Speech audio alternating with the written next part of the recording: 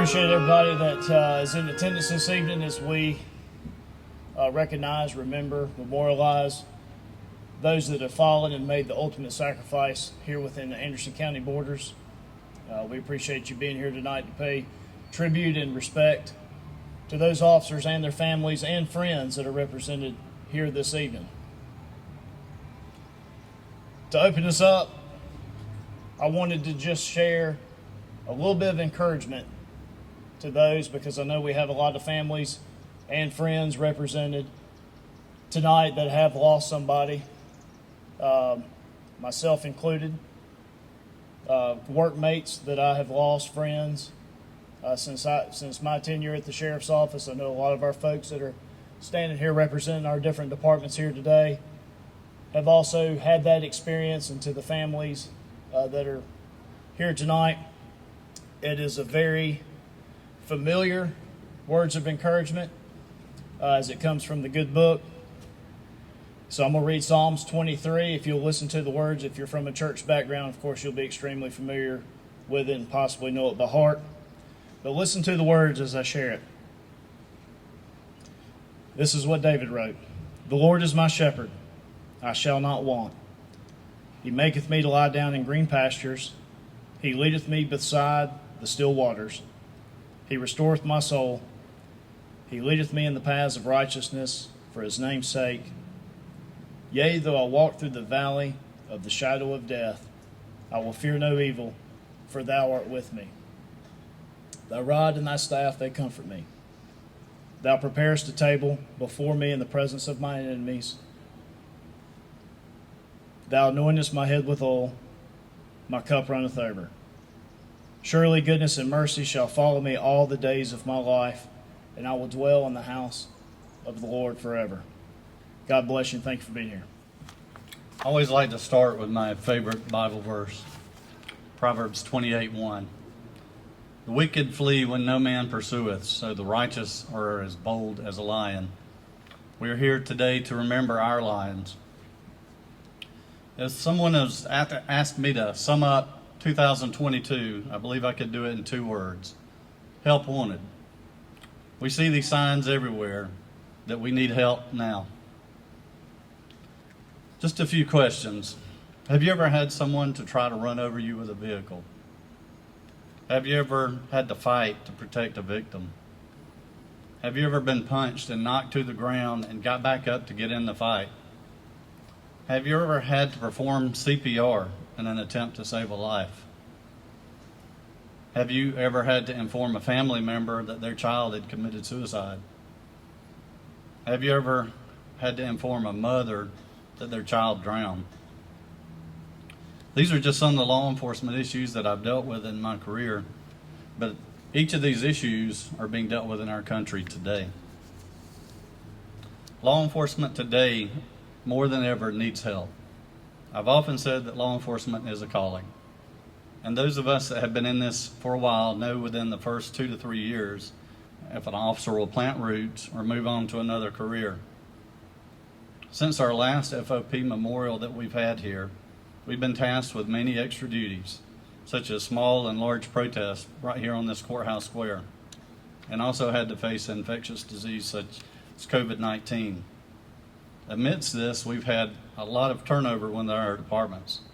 In fact, the Anderson Police Department has had 15 officers to retire during this last 2 years. So I said, help wanted. What inspires a young person today more than ever to enter law enforcement? I always ask this question during their final interview before they come to our agency. Where do you see yourself in the next 3 to 5 years?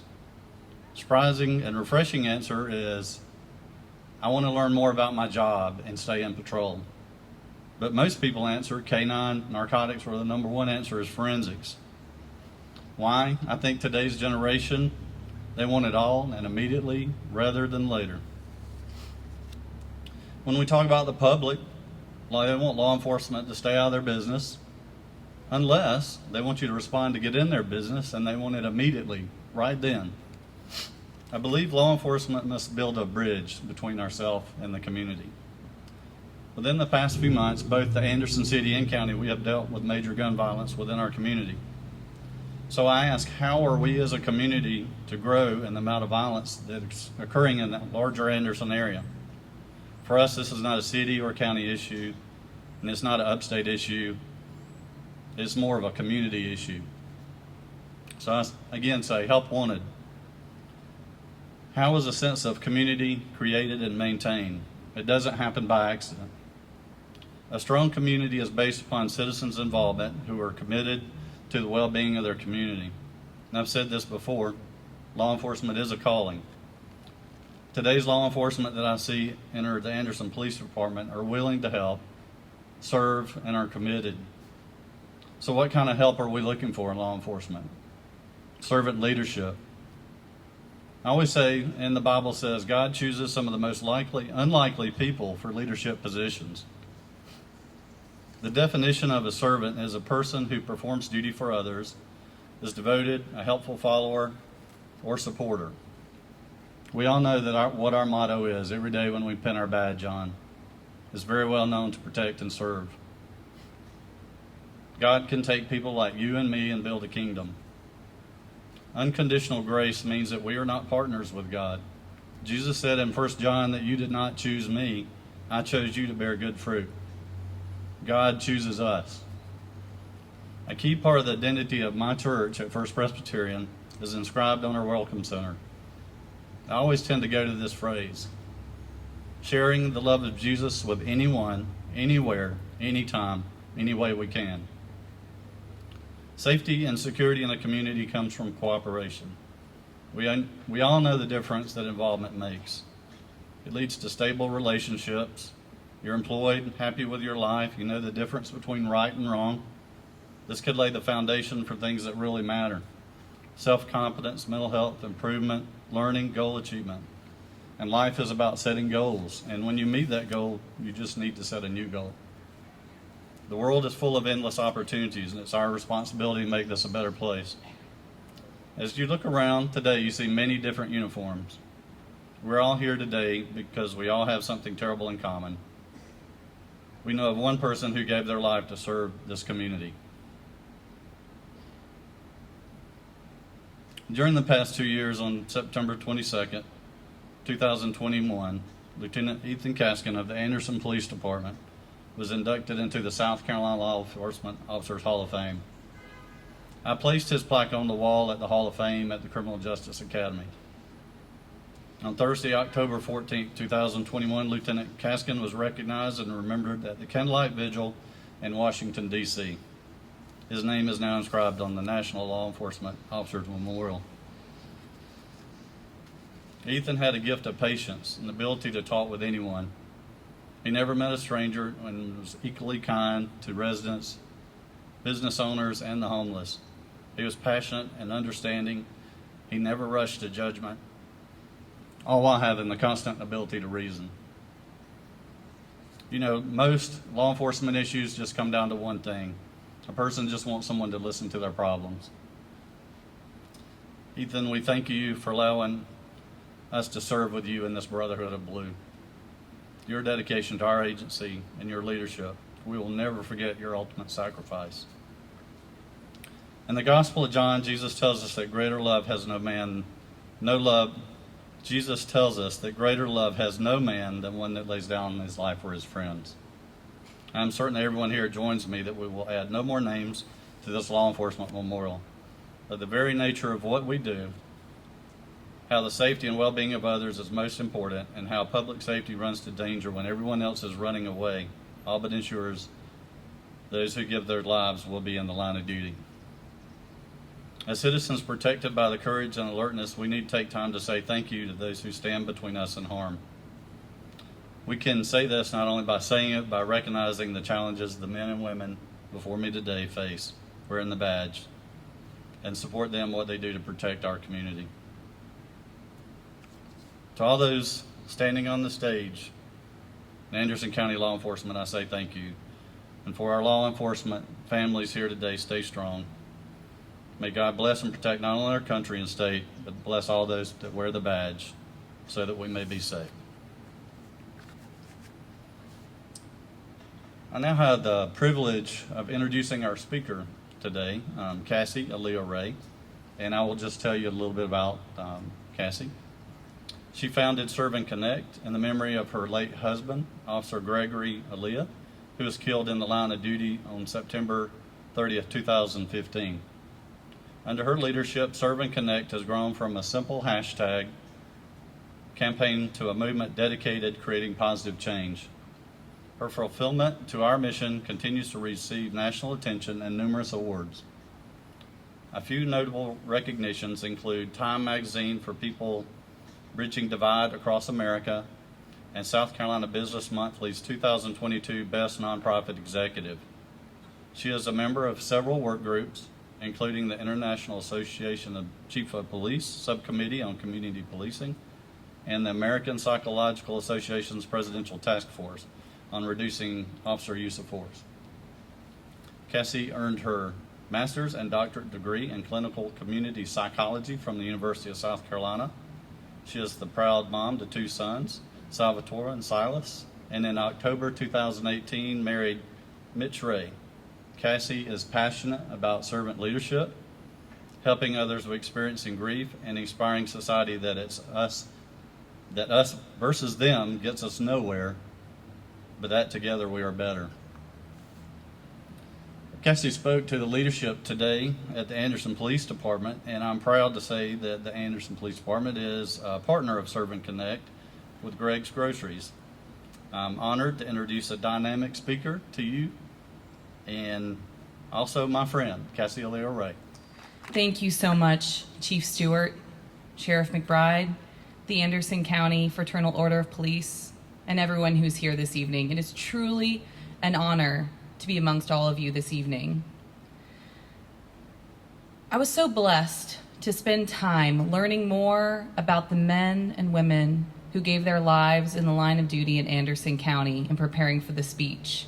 I wish I could share every single story, but a few to touch on this evening as we reflect and remember. I was touched to learn more about Master Deputy Devin Hodges, who tragically died as a result of an accident in 2017. I was very familiar with Master Deputy Hodges' story. I remember it so clearly because my heart broke thinking about his wife, Crystal, and his 4 young children. It was so close, that loss that I had experienced when my husband was killed.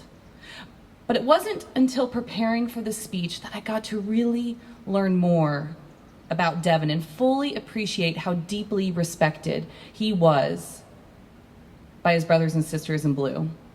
I even got to hear from one of his colleagues who shared how he would call everyone fella, and shared that he made a positive impact on both his colleagues as well as the people he came in contact with in the community.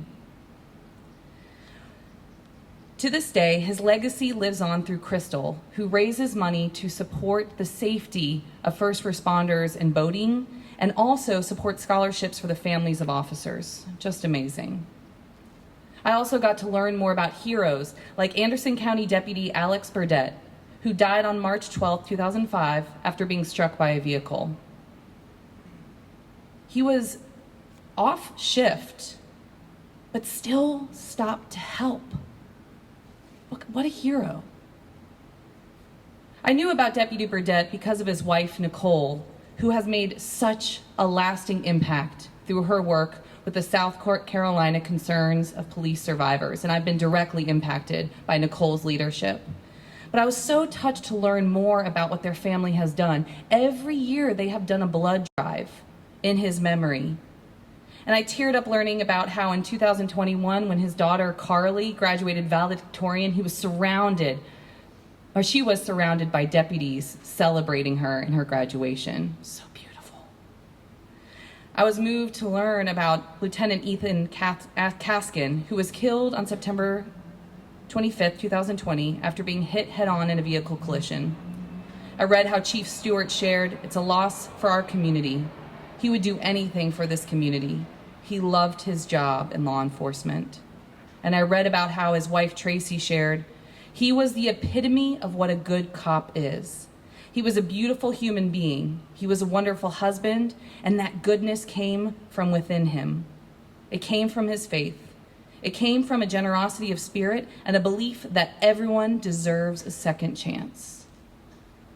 These stories, these heroes, yes, tonight we honor, yes, we remember, and yes, we grieve.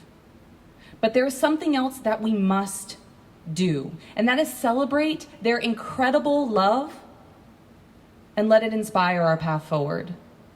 And share a little bit more about what I mean, I'd like to tell you a little bit about my story. I'll never forget the moment I met Greg. It happened one night out with friends. And I don't know if I believe in such a thing as love at first sight, but if it exists, that was it. Greg had this magnetism to him, and it drew me in. I would just touch his hand and feel electric. Greg had many amazing qualities, but I think his kindness was his superpower. It's what made him an amazing husband, and then when we welcomed our son Sal, a great dad. And from everything I've learned, it's also what made him a great police officer. But I received the call that no police officer's wife wants when on September 30th of 2015, Greg was shot and killed in the line of duty. The moment they told me he was gone, it's truly this out-of-body experience. It felt as if I was looking down, just watching myself break into a million little pieces. In that moment, I had lost my whole world, my best friend, the father of our child, my stability, and my future. And my grief was compounded by something else. You see, it was 2015 when Greg was killed, right at the start of what would become the modern unrest that we've seen these past few years. And even before Greg was killed, I was deeply impacted by the mounting tensions between police and the communities they serve. To me, it felt like you could either be for police or for community, that you couldn't be both. And that didn't make sense to me, especially after Greg was killed. And I felt very deeply called to try to find a way forward to bring people together. That led me into a process of exploration, deep listening, learning, seeking to understand the perspectives of others, especially those most different from my own. And alongside this journey, I was dealing with my own grief. There was a long time where I couldn't picture the man who killed Greg without feeling so much anger and hate in my heart. And I really struggled because there was this disconnect between the mother that I wanted to be for our son, teaching him about empathy and compassion, and then the reality of this intense pain. I struggled to find a way out of the darkness, but it wasn't until I imagined how I would feel if I were the mother of the man who killed Greg that immediately I saw him just like my own little boy, so filled with hope and possibilities. And it was then and there that I saw how intertwined our stories were. And I realized that we, the collective we, had been approaching this issue all wrong.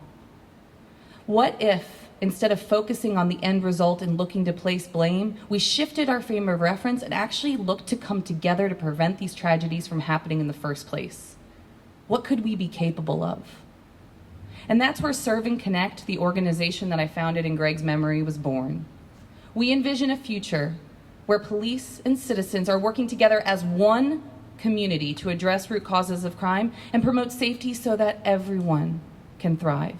We do not believe that there's us versus them, but rather together we are better, and that when we work together, we create a better future for us all. I am proud of all the work we have done in the past nearly 7 years since Greg was killed, but I'm very aware that none of it would have been possible if not for the love that Greg had and gave in service to our community.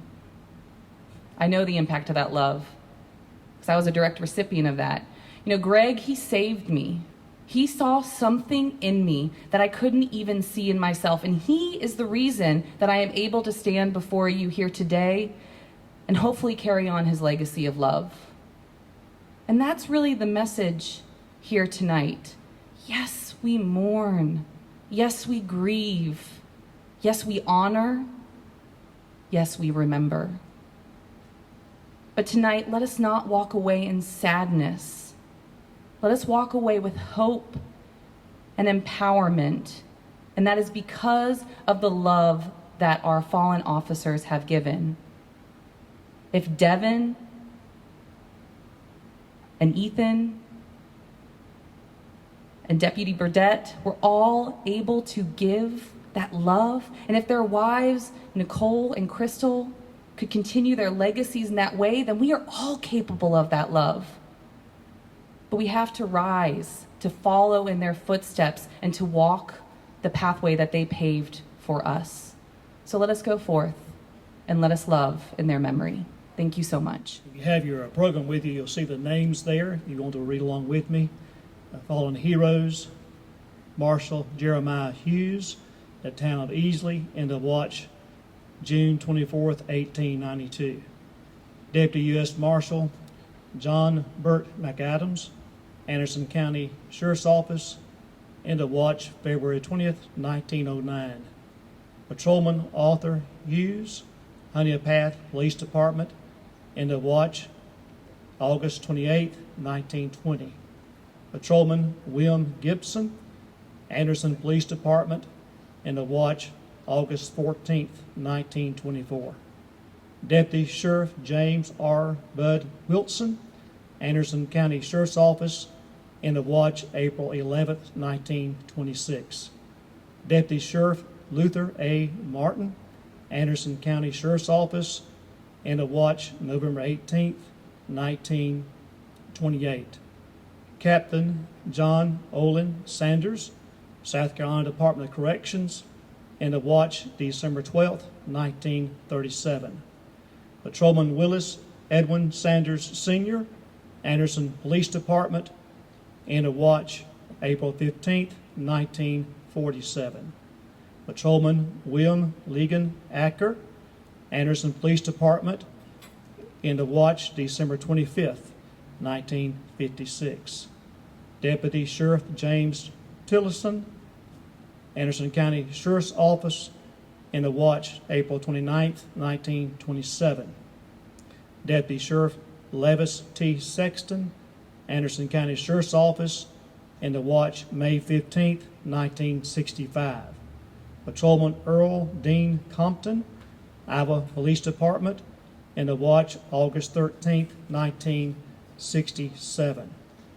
Game Warden A. C. Campbell, South Carolina Department of Wildlife, in the watch December 23rd, 1969. Trooper Alfred A. Thomason, South Carolina Highway Patrol, in the watch July 27th, 1970. Deputy Sheriff Barry Creamer, Anderson County Sheriff's Office, in the watch July 28th, 1972. Patrolman Edgar Donald Cooley, Honeypath Police Department, in the watch November 3rd, 1973. Patrolman Charles Grady Shepard, Anderson Police Department, in the watch April 20th, 1975. Deputy Sheriff Christopher Lee Taylor, Anderson County Sheriff's Office, in the watch December 7th, 1992. Trooper Randall Lamar Hester, South Carolina Highway Patrol, in the watch April 20th, 1994.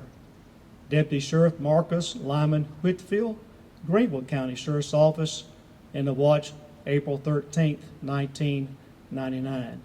Deputy Sheriff James Alexander Burdette, Anderson County Sheriff's Office, in the watch March the 12th, 2005. Trooper Jonathan Shea Nash, South Carolina Highway Patrol, in the watch September 19th, 2009.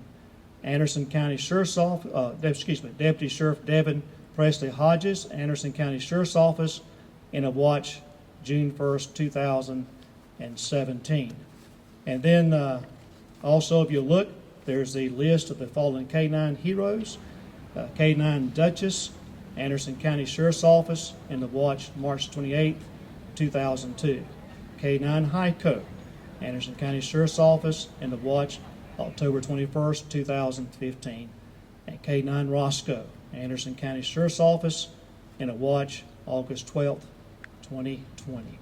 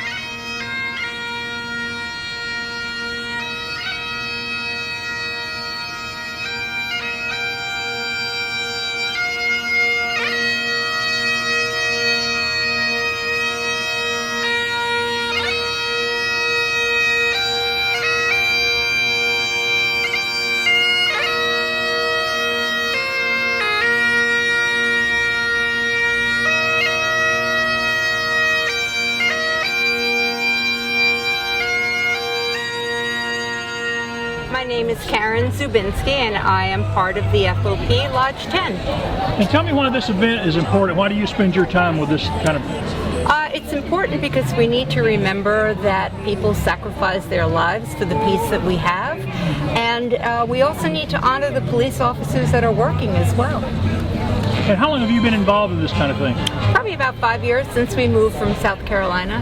My husband and I are both retired police officers, and we first joined the FOP as a way to connect, and then we became involved in their activities, and this is one that's very near and dear to my heart. I think it's important, and I think it's a great way to let the community know sacrifices people make and also how good the police are.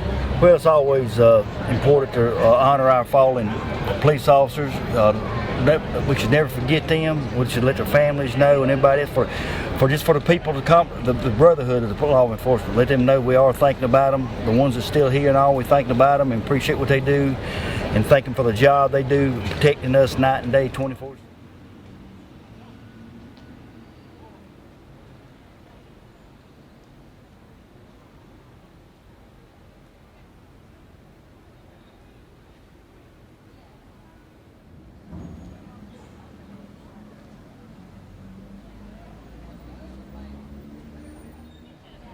I'd like to thank you for coming on behalf of the Fraternal Order of Police.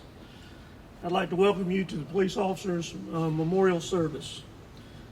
First and foremost, I'd like to thank the families of the officers whose names are listed on our monument for being here, for giving us the opportunity to fulfill the promise that we will not forget. As we come together today to remember these peace officers that made the ultimate sacrifice, we'll also be remembering 3 K-9 officers that gave their life in the line of duty. And finally, I'd like to thank the men and women of the Fraternal Order of Police that has worked so hard to make this service, putting it together and making it meaningful for all of us. If you'll notice, there's a change in your program. Brother Bill Rigsby was called out of town today, and so our friend here will be taking over his responsibilities with the reading of the names and the invocation. Brother David Blizzard, a chaplain with the Anderson Sheriff's Department and pastor of Oakdale Baptist Church. I heard your story here, and I've got that. Can you, if you think back 10 years, could you have ever imagined you'd be doing what you're doing today 10 years ago? Absolutely not. If you had asked me what I would have been doing before my husband killed, how I would have responded to his death, I would never have imagined that I would be here. But I think we are all a whole lot stronger than we think we are, and that if we can lean in to the love that our fallen officers have given before us, that will give us strength to move forward and to really heal. You didn't talk too much about your organization. Tell me a little bit more about your organization. So we're a nonprofit that's based in Columbia, but we do have a statewide reach. Our mission is to foster... The name of it again, I'm sorry. Okay, yeah. So the organization is called Serve and Connect. We're a nonprofit with the mission of fostering positive change through sustainable police and community partnerships. Really what we focus on doing is bringing together police and citizens to help them work together on the greatest challenges faced in their community and create a better future, whether it be promoting safety, racial healing, increased access to mental health, but really bringing police and citizens together as one community to create safety and thriving. Chief Stewart was really bragging on you today. You seem to really enjoy connecting with the officers. Is that fair to say? Yeah. So today what we're meeting about is we're proud that Anderson Police Department has joined on as a partner with Greg's Groceries. So Greg's Groceries is one of our programs. We provide boxes of non-perishable food to police so that when they come across someone in need, they're able to help. And Greg's Groceries has grown statewide, and we're proud to bring Anderson Police Department on as a partner. And already I learned a story of a captain who provided a box to assist an elderly woman who didn't have any food. So I'm really thankful of the initial impact and looking forward to helping it grow. Tell people where they can find out more about your organization. Go to our website, serveandconnect.org, or you can find us on social media. We're on Facebook, Instagram, and Twitter, all under Serve and Connect. To the officers and the people that are in blue to have these kind of services. Well, you know, it's just a remembrance. It almost speaks to me. I took part in the procession today from the mall that came down to the courthouse, and when the sirens are on, it's bouncing off the walls downtown. It's almost like those that have left us are speaking to me a little bit, like we hear their voice. And so when we get here, it's just an opportunity to remember and reflect, kind of even what's going on in our community now, and still how we move forward. And we still have young men and women that are still doing this job, and that makes me proud. They're the ones that keep me going, the young blood that's in our departments. It's a reminder, too, I guess, of how dangerous it is every day you guys go out on the road. It still is just as dangerous. We have awful lot of gun violence, and I spoke about that. You know, not just in the city, but the county, we share the same issues. We have a lot of new technology now that helps us that we didn't have back then, and it's going to help us catch these individuals. But, you know, I always say, you know, our number one tool out here is the public. If you see something, say something, call Crime Stoppers, you can remain anonymous, all of that. The public is our best tool, the community. And what can members of the public do to show you guys they support you? Just telling an officer, hey, thank you, keep up the good work. You know, it spoke volumes. I think we ended up with one major protest here, and we were prepared. We had close to 80 officers between city officers and county deputies working that. We really felt the community's support during that. We had people from outside the Anderson area that showed up, but you know, we had small protests after that. We didn't have, you know, what happened in Greenville or Spartanburg or Columbia, Charleston. You know, we really get the feeling from the community that the community here in Anderson County in general supports law enforcement. Just tell me what's important to the officers that are still out patrolling.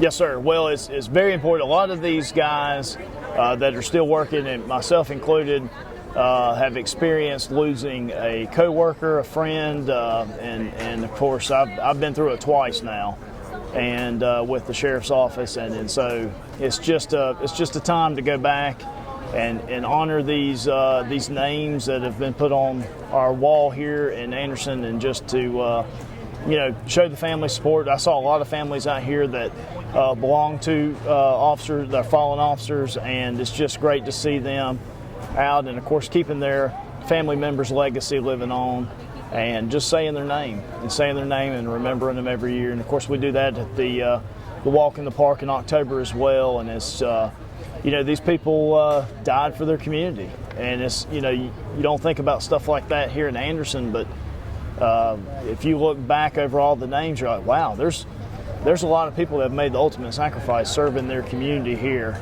and that can be said with any first responder group, because there's been a lot of firemen that have died in the line of duty here too. So it's just good to memorialize the folks that have made the ultimate sacrifice, and also honor their families and friends. We saw a lot of friends of our close friends of some of the officers, and specifically, you know, Devin Hodges, who died in 2017, June 1st of 2017. We have a lot of deputies here tonight that work closely with Devin, and Devin worked for me, and it was, you know, that's just it's such a blow, but it's an honor to get to remember him every year, and because we're never going to forget him. So in 100 years from now, hopefully his name's still being read, and his legacy will continue. And the same for Alex Burdette, who I used to work with on the shift together.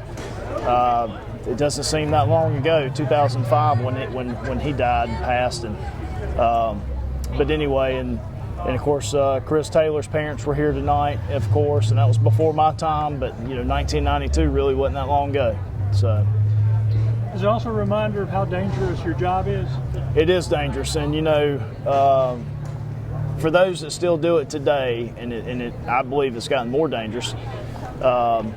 It just shows you that we all know what the sacrifice could be, but yet we're still willing to do it. And these folks that were standing on the stairs tonight, they're the ones in the trenches, and they put on that gear every day, knowing that it could be the last time they ever put it on or see their families and loved ones and friends and coworkers, and yet they still do it. And thank God they're willing to do it.